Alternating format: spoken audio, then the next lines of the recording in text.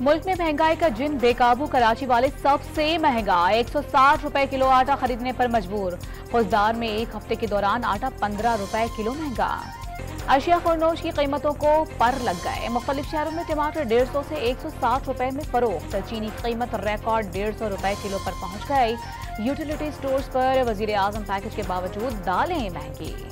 आइंदा इंतखाबात में अवाम ने मौका दिया तो मुल्क को तरक्की और खुशहाली की तरफ लेकर जाएंगे। चेयरमैन तहरीक इंसाफ एक ईंट नहीं लगाए, लेकिन मुल्क की ईंट से ईंट जरूर बजा दी। वजीर आजम शहबाज शरीफ का लाहौर में तकरीब से खिताब।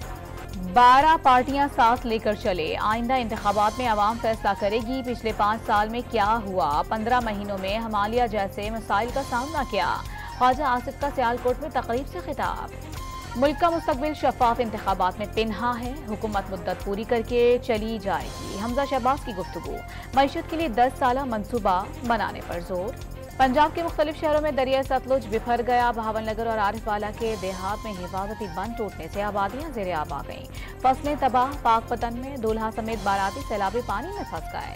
पंजाब के मुख्तलिफ शहरों में बारिश। गुजरांवाला में सड़कें तालाब बन गई। साहिवाल और पाकपतन में मुतादिद फीडर्स ट्रिप कर गए। एबटाबाद में मूसलाधार बारिश से नदी नालों में तुग़यानी, पानी सड़कों पर आ गया।